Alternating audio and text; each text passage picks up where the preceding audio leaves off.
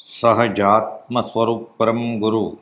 તમારો પ્રશ્ન સત્સંગ વિના ધ્યાન તે તરંગરૂપ છે એ અંગે છે.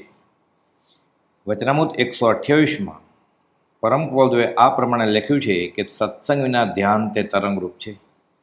આ અંગેના પૂર્ણ જવાબ માટે છેલ્લે આપેલ ચાર્ટ જેવો ખાસ જરૂરી છે. ખંભાતના શ્રી ત્રિભુવન માણેકચંદ સંવંત 1946માં ફાગણ માસમાં કૃપાળુના દર્શન સમાગમ અર્થે મુંબઈ મુકામે પધારેલ. ધ્યાન બાબત પ્રશ્ન કરતા કૃપાળુએ જવાબ ન આપતા તેઓએ વારંવાર પૂછ્યું. પરમ કૃપાળુ બોલ્યા, 5 વાર પૂછ્યું? ત્રિભુવનભાઈ કહે, મને બરોબર યાદ નથી. પરમ કૃપાળુ કહે છે કે ધ્યાન એ તરંગરૂપ છે. વચનામૃત 518માં પૂજ્ય પ્રભુશ્રીજીને વિનંતી કરતા લખે છે કે ત્યાગ, વૈરાગ્ય અને ઉપશમ વગેરે ગુણો જીવને વિશે સ્થિર ન થાય ત્યાં સુધી આત્મ સ્વરૂપનો યથાર્થ વિચાર થવો કઠણ છે. આત્મરૂપી કે અરૂપી વિચારવું એ માત્ર કલ્પના છે.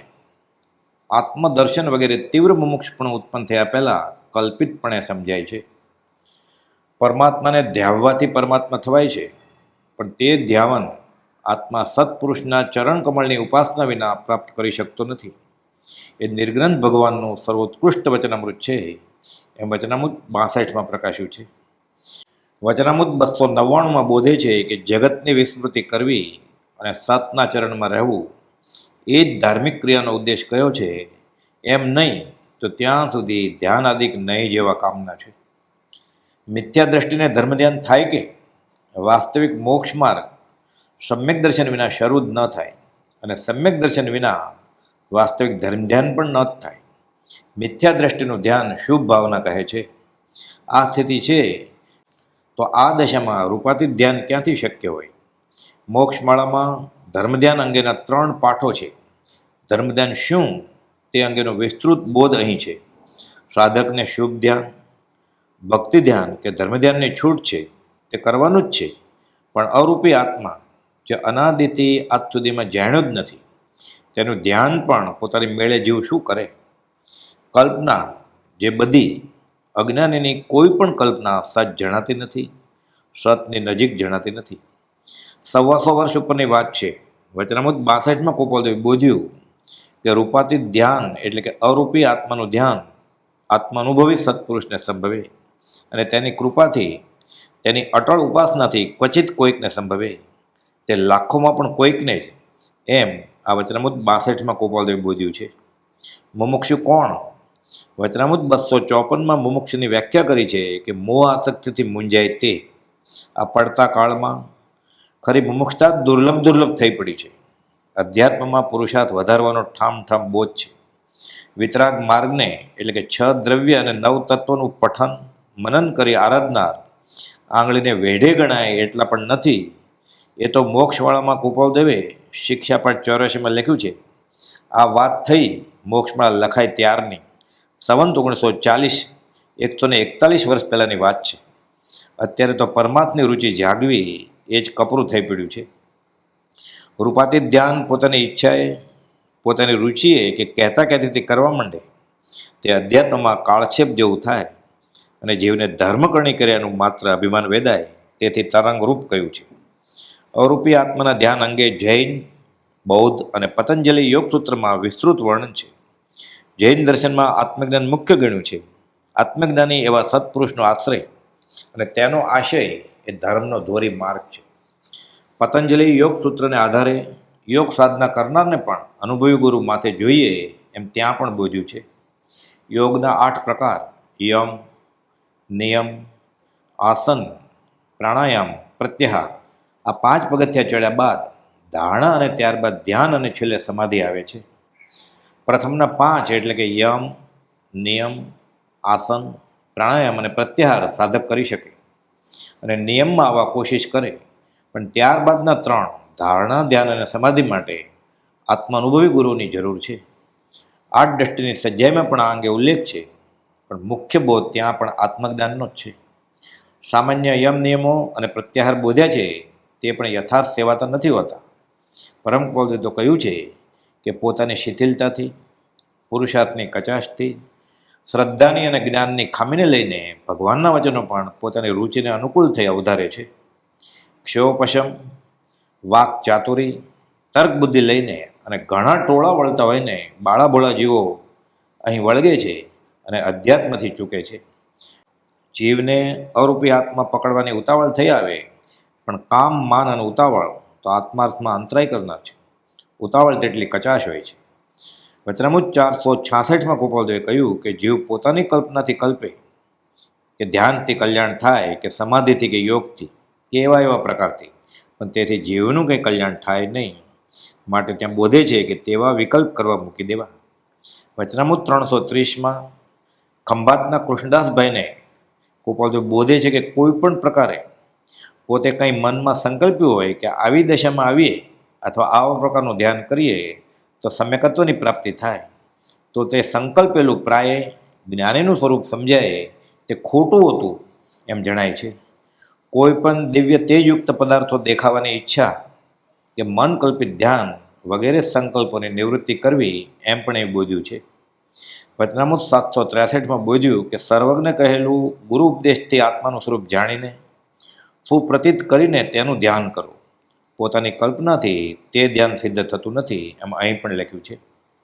વચનામૃતમાં 35મી ઉપદેશ નોંધમાં લખે છે કે સ્વચ્છંદે સ્વમતી કલ્પનાએ આત્માનુભવી ગુરુની આજ્ઞા વિના ધ્યાન કરવું એ તરંગરૂપ છે, અને ઉપદેશ વ્યાખ્યાન કરવું એ અભિમાનરૂપ છે એમ પણ એ બોધ છે. આ ભૂમિકામાં જ્ઞાનીના ગુણગાન ગાવાની છૂટ છે. ધર્મ ધ્યાન અને ભક્તિરૂપી શુભ ધ્યાન કરતા રહેવાની વિચાર દશા આગળ વધે અને શું કરવું શું ન કરવું એ પણ સમજાતું જાય છે. આત્મસિદ્ધિમાં આત્મભ્રાંતિરૂપ ભવરોગના ઇલાજમાં ઔષધ વિચાર ધ્યાન કયું છે, ત્યાં ધ્યાન એટલે વિચારરૂપી ધ્યાન એમ પૂજ્ય શ્રી બ્રહ્મચારીજીએ સમજ આપી છે. વચનામૃત 416માં ગોપાલદેવે ધ્યાનના ઘણા પ્રકાર અંગે બોધ્યું. એ સર્વમાં શ્રેષ્ઠ એવું તો આત્મા જેમાં મુખ્યપણે વર્તે છે તે ધ્યાન કહેવાય છે, અને આવા ધ્યાન અને જ્ઞાનનું કારણ જ્ઞાની પુરુષ અને તેની આજ્ઞાને અનુસરવું તે છે એમ અહીં સ્પષ્ટ લખ્યું છે. સૌભાગભાઈ અને ડુંગરસિંહ ગોસળિયાને ગોપાલદેવ એક પત્રમાં કહે છે કે બંને જણા વિચાર કરી વસ્તુને ફરી સમજો. મનથી કરેલો નિશ્ચય સાક્ષાત નિશ્ચય માનશો નહીં. જ્ઞાનીથી થયેલો નિશ્ચય જાણીને પર્વતોમાં કલ્યાણ છે. વચનામૃત 308 અને વચનામૃત 335માં તો સ્પષ્ટ બોધ્યું કે જે વાસ્તવ્ય જ્ઞાનીને ઓળખે છે તે ધ્યાન આદિને ઈચ્છે નહીં એવો અમારો અંતરંગ અભિપ્રાય વર્તે છે. એટલે પરમ ગોપાલદેવનો આ અંતરંગ અભિપ્રાય છે. લક્ષણથી, ગુણથી અને વેદનથી જેણે આત્મ સ્વરૂપ જાણ્યું એ કોઈ પાત્ર જીવને બતાવે તો ધ્યાન સંભવે, નહીં તો માર્ગ દુભાય તો પાછો નિશ્ચય ફેરવી જ છૂટકો છે એમ વચનામૃત 472માં ગોપાલદેવે પરમાર્થ તાકીદ કરી છે. અને વચનામૃત 62માં બોધ્યું કે શ્વાસનો જય કરતા છતાં સત્પુરુષની આજ્ઞાથી પરાંગ મુકતા છે તો તે શ્વાસ જય પરિણામે સંસાર પરિભ્રમણનું કારણ છે, કેમ કે સંસાર જ વધારે છે. સત હાલ તો કેવળ અપ્રગટ રહ્યું છે. જુદી ચેષ્ટાએ તે પ્રગટ માનવામાં આવે છે, જેમ કે આત્મચિંતન, આત્મધ્યાન, પણ તે તેવું નથી. વચનામૃત 5:96માં બોલમાં ગોપાલદેવે બોધ્યું કે ધ્યાન દશાઓ પર લક્ષ્ય રાખો છો તે કરતાં આત્મસ્વરૂપ ઉપર લક્ષ્ય દો, ઉપશમ ભાવ સહજથી થશે. લીંબડીના શ્રી મનસુખભાઈ દેવશીને કે જેઓ પરમ ગોદાની ઘણી વયાવચ કરતા શ્રી અંબાલાલભાઈ સલાહ આપી ચેતવે છે કે આજે સ્પષ્ટ જણાવવું લાગવાથી લખું છું તે એ કે તમોને ભાઈ છગનલાલે કે જેઓને પણ ગોપાલદેવનો ઘણો સમાગમ થયેલ કોઈ પણ ધ્યાનનો ક્રમ બતાવ્યો હોય તો તે મિથ્યા છે, કલ્પિત છે, જ્ઞાનીના માર્ગને આવરણરૂપ છે. માટે જો કોઈ પણ પ્રકારે હઠયોગ આદિ કે તેજસ્વી પદાર્થ દેખાવ આદિ કોઈ પણ પ્રકારનું ધ્યાન કરતા હો તો એ મૂકી દેવું, તેથી કલ્યાણ નથી. ભક્તિ જ્ઞાન કે ભક્તિ ધ્યાન તે કરવા યોગ્ય છે. આ પત્ર સત્સંગ સંજીવનીમાં પ્રાપ્ય છે. પત્ર નંબર 20, પાનું 266. પૂજ્ય પ્રભુસિંહજી કહેતા કે પરમ ગોદાની ભક્તિ કરનારને બીજું કોઈ ધ્યાન કરવાની જરૂર નથી, બીજું જોવા કરવાની ઈચ્છા પણ રાખવી નહીં. કહેતા વિશેષ કરવા જશો, આત્મા જોવા જશો તો પોતાની મેળે કંઈ જણાય એમ નથી. પરમ ગોપાલદેવ સ્વયં તો અવિકલ્પ સમાધિમાં રહેતા, અવ્યાભાસ સ્થિરતા, આત્માકારતા અને નિર્વિકલ્પ દશાનો ઉલ્લેખ તો એ વચનામૃત 329 વચનામૃત 412, વચનામૃત 255 અને વચનામૃત 843માં લિખિતમાં કર્યો છે. બીજા ઘણા પત્રોમાં પણ આ જ પ્રકારની વાત કરી છે. સૌભાગભાઈ અને ડુંગરસિંહ ગોસળિયા, પ્રભુશ્રીજી, ખંભાતના ત્રિભુવનભાઈ અને કૃષ્ણદાસભાઈ વગેરેને ધ્યાન અંગે પરમ કૃપાળુએ પરમાર્થ તાકીદ કરી છે. પ્રભુશ્રીજીએ પણ ધ્યાન આદિ કરી આત્મા જોવા કરવાની ઈચ્છા અંગે તાકીદ કરી. પૂજ્ય બ્રહ્મચારીજી ભક્તિ ધ્યાન અને ધર્મ ધ્યાન કરવા કહેતા હતા. આત્માને આત્મા દ્વારા જ જોવાનો છે, આત્માને આત્મા દ્વારા જ અનુભવવાનો છે. ચામડાની આંખથી કે બીજી કોઈ મનમાં ધારેલ કલ્પનાને આધારે બધી મહેનત લેખે લાગે નહીં. પ્રચલિત કોઈ પણ પદ્ધતિને અનુસરી એવું કંઈ કરવામાં આવે અને ધ્યાનનું નામ આપવામાં આવે તો તેનું ફળ તો પ્રત્યક્ષ અનુભવની વાત છે. અને બીજી બાજુ કૃપાળુને ધ્યાન અંગેના ગહન અને માર્મિક બોધપત્રો લક્ષમાં લઈ પરમ કૃપાળુની દશા જાણવા, વાંચવા, વિચારવામાં સમય ફાળવાય તો પુરુષ પ્રતીતિ આવે અને તેઓના પત્રો દ્વારા વચન પ્રતીતિ થાય. તેનું ફળ કેવું મહત આવે તે વચનામૃતમાં 394માં પૂજ્ય સૌભાગભાઈને કૃપાળુએ સમજ આપતા જણાવ્યું છે કે તે ફળ હૃદય દર્શનથી પણ મોટું ફળ છે. ધ્યાન બાબત ધ્યાનમાં રાખવા જેવા કૃપાળુદેવના પત્રાંકનું એક લિસ્ટ આ સાથે છેલ્લે અહીં આપ્યું છે. અને વચનામૃત 773માં પરમ કૃપાળુદેવ ધારસીભાઈને કહે છે કે અમે જણાવેલું કોઈ વાક્ય પરમ ફળનું કારણ જાણતા હો તો, નિશ્ચયપણે જાણતા હો તો, અને બુદ્ધિ પાછળથી લોક સંજ્ઞા કે શાસ્ત્ર સંજ્ઞા પર ન જતી હોય તો પત્ર લખવાની ઈચ્છા થાય છે. આ તો ધારસીભાઈ જેવા પ્રખર અભ્યાસીને પરમાર્થ તાકીદ તરીકે લખ્યું. અને વચનામૃત 21માં 52મા બોલમાં આપણને સર્વેને બોધ્યું કે હું કહું છું એમ કોઈ કરશો, મારું કહેલું સઘળું માન્ય રાખશો, મારા કહેલા ધાકડે ધાકડ પણ અંગીકૃત કરશો. હા હોય તો જ હે સત્પુરુષ તું મારી ઈચ્છા કરજે. એનો વિચાર વિવેકપૂર્વક કરવો કેટલો અવશ્યનો છે તે સહેજે જ સમજાય એમ છે.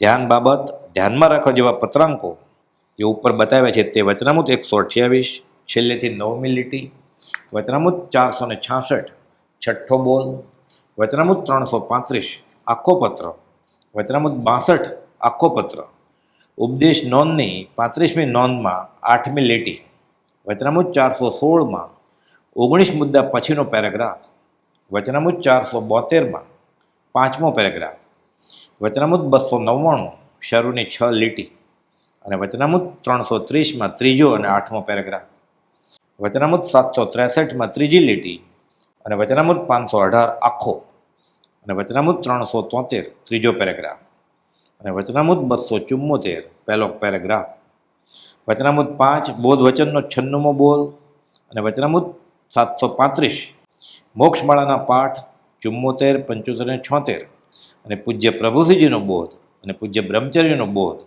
આ ધ્યાન અંગે ઘણો ઉપકારી સાબિત થાય એમ છે. ઉપર જણાવ્યા છે તેમાંના કોઈ પણ એકાદ પત્રનું મનન 5 ઇન્દ્રિયોને બનતી કાબૂમાં રાખી, મનને લગામમાં રાખી, પોતાની રુચિ નહીં પણ સત્પુરુષના બોધને પોષવો છે એ ભાવ સાથે થાય તો અધ્યાત્મની મુસાફરી કેમ શરૂ કરવી તેની પાત્રતા પ્રમાણે સોજ મળે એમ છે. અને એ ભગવાન હું બહુ ભૂલી ગયો એમ થાય અને ખરું પ્રતિક્રમણ થાય એમ છે. પૂજ્ય બ્રહ્મચારીજી બોધે છે કે પ્રેમ પ્રમાણે પ્રભુ પ્રગટાવે મોક્ષ તણી નહીં વાર.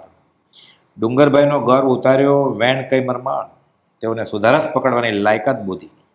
સૌભાગભાઈએ એ બધું બંધ કર્યું, પ્રભુશ્રીજીએ તહત્તી કર્યું અને અંબાલાલભાઈ તો એવર રેડી સેલની જેમ તૈયાર જ હતા આજ્ઞામાં. અને પૂજ્ય બ્રહ્મચારીજીએ તો મારફતિયા કુરિયર થઈ મૂળ માર્ગ પ્રસાર કરવા જ ભેગ ધર્યો અને તેઓ બધા તેનું યથાર્થ ફળ પણ પામ્યા. એ કથાનકની નહીં, આ કાળની નજીકના જ ભૂતકાળમાં બનેલ નોંધાયેલી હકીકત છે. સત્પુરુષનું યોગ બળ જગતનું કલ્યાણ કરો, સહજાત્મ સ્વરૂપ પરમ ગુરુ.